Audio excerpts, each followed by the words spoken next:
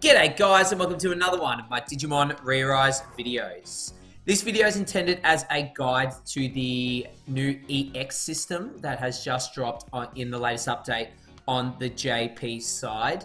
I'm going to do my best to explain all of the new aspects in the game, explain the new EX system, explain everything to the best I can. It is quite a lot of information to wrap your head around, so I'm going to do my best to make it clear and easy to understand. As always, credit to Chordos for all of the translations and data mining and time he puts into translating all of this stuff and making it really clear for the community.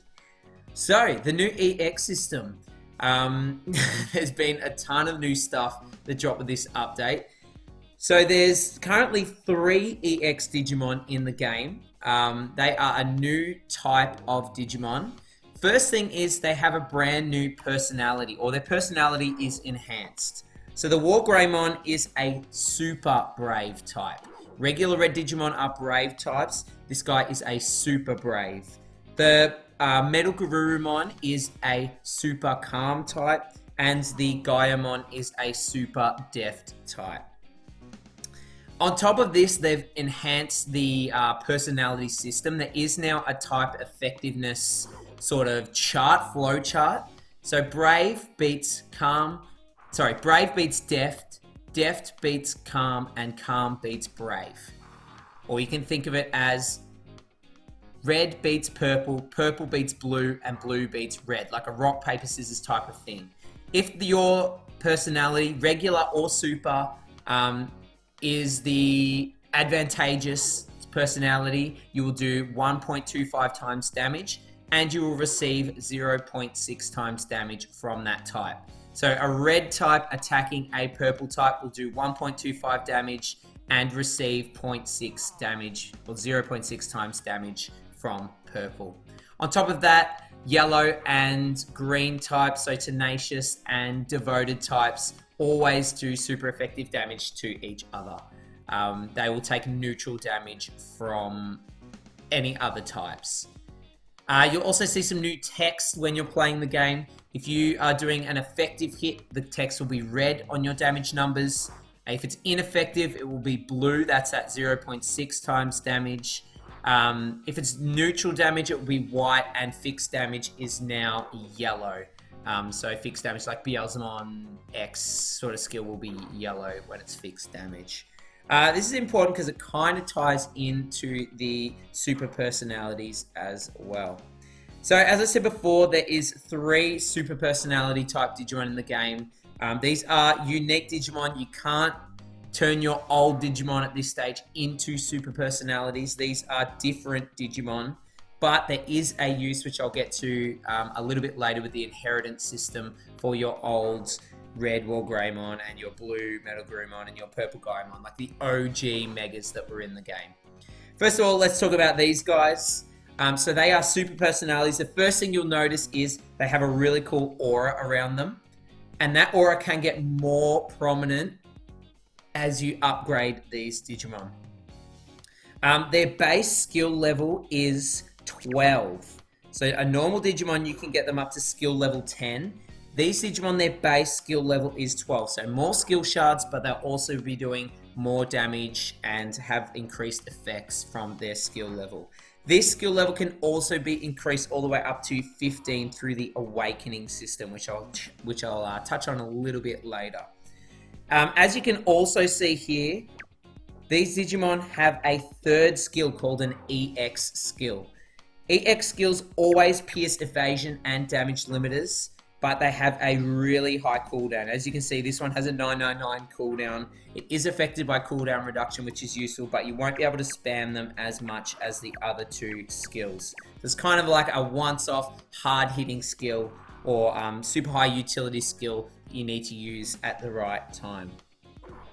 To obtain these Digimon at 1 star, there's 2 ways to do it. First one is just a regular Digiruby gacha. You can summon on this gacha right now. It features all 3 super personality Digimon in the game at the moment. The other way that you can do it is in the shop through a new item called Digidiamonds. So Digidiamonds are in the menu here. I've got 0 at the moment. So 40 Digidiamonds for one copy of each of these. So they are, I guess, technically free to play, but they're not going to be super easy to obtain. You get 1 Digidiamond for every 10+1 multi-summon that you perform with Gacha Rubies, with Digirubies in the Gacha. So if you're summoning for anything, you will get 1 Digidiamond per multi. So it will take a lot of Digirubies to get them naturally, but they are being kind of generous, I guess, and there is some time-limited quests at the moment where you just need to spawn some raids, and they're giving out 3 Digidiamonds, whereas here, 8 Digidiamonds if you spawn 50 raids of Wargreymon. You need to get that done before, 6 days left, so you need to get that done before the Clash raid changes to Metal Garurumon. There's 3 lots of these, so you can get, 24 Digidiamonds for free, which will definitely reduce the time it takes to get these if you're trying to get them free to play. So let's have a talk about the awakening system now. I mentioned briefly before that when you summon these guys, you will summon them at 1 star. You can see on the frame here of the Wargreymon, there's 1 little star there, and there's a star up here as well. This brings me to the new awakening system. This is unique only to these Digimon. You can see it here with those little stars. So if I push on that, I don't have any at the moment. I haven't summoned. I'm still kind of tossing up if I want to summon or not. But what you can do is you can drop your dupes of the same super personality Digimon. So it needs to be a super personality Digimon with the same type and the same name. At the moment, the only combinations are Super Wargreymon, Super Wargreymon, Super Metal Garurumon, Super Metal Garurumon, or Super Gaimon, Super Gaimon. If you do that, it will increase the amount of stars that the Digimon has. And what that does is it gives them a cooler aura. It boosts the level of their skill level. So it'll go from max skill level 12 to max skill level 13. And you can do this up to 3 times. So it'll be a 4-star Digimon with skill level 15 would be the maxed out version of these Digimon. It's kind of a dupe system, not exactly what I was hoping for, but it is a dupe system nonetheless. It is only effective with these super personality Digimon though. It is cool. I've faced a few like 3 stars of these. They're pretty powerful and the aura looks absolutely wicked. It's like facing like a Super Saiyan Digimon. They look really, really cool. I'm yet to test out a 4-star. I don't know like how massive the difference will be, but I'll put a little chart up on the screen now of how much stat boost they get and the advantages of awakening your super personality Digimon to a higher level. Again, it was stat boost, skill level boost, and they get a cooler aura for each dupe that you put in. The final part to this update is the inheritance system. This gives a use to your old OG Digimon if you have them trained up and ready to go. So if I scoot across here, could take a while because it'll be right at the end. I could have just pushed the flip button in hindsight. There we go, there's my Metal Garurumon. So my Metal Garurumon OG is skill level 10, he's level 99, he is max happiness here. I can use this Digimon plus if I owned a copy of the super personality Metal Garurumon. I can use this guy to feed into my super personality Digimon, and that Digimon would inherit all of this guy's boosts. I know that sounds confusing, so here's a breakdown. Basically, using your OG Digimon, you can find the highest potential from your OG Digimon and put that into your super personality Digimon. So if I fed this guy into a super personality Metal Garurumon, I would have super personality 1 star. The stars do not increase with the inheritance system. It would be 1 star, it would be level 99, it would have skill level 10, and it would have maximum bond or maximum happiness. So basically, you're using your OG Digimon to save a ton of material, save a ton of skill shards, and save a ton of food and save a ton of training items and time and everything. You can just zip them straight up to 99 or higher. If this Metal Garurumon was 105, for example, I could feed him into my super personality one and it would be level 105. Mind skill level 10, which would save me a ton of skill shards if I pulled a super personality version of this guy. And bond and everything would be maxed out as well. To make it very clear, it is not turning your OG Metal Garurumon into a super personality. And at this stage, there is no way to transform your old Digimon into super personality Digimon. You have to own the super personality Digimon first, and then you can use a copy of your OGs to boost them up to match their stats. Once again, also does not increase the levels of stars that your super personality Digimon has. That is strictly reserved for the awakening system, which is this one, using other super personality Digimon. Whoa, that's a lot of information to digest. It is for me, it is for you. Hopefully that made sense. Yeah, it's a lot to take in.